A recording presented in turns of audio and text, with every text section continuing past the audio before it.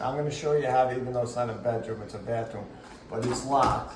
I'm gonna show you how to basically, if the door was shut, we'll stick it in to save some time so we're not here 1,000 years.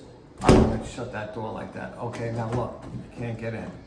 Okay, now I'm gonna pump this up. This is the video because I did a similar video where you just go like this. This door will not open because it's a little more difficult. So what you gotta do is I pump it as far as it could go. It won't open.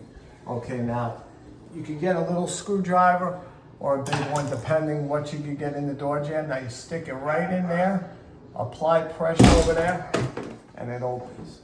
So that's the whole thing in a nutshell with that. So in fact, now when you get in, unlock the door, and then that's it. You're all done.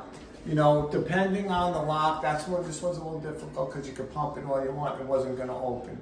And I wanted to lock it to show you. Now it's unlocked. But if you pump it and it doesn't open, stick a little screwdriver and apply a little pressure on the actual piece and push, and it'll open right up. And that'll go for any like doorknob and stuff like that also. Thank you. Have a good day.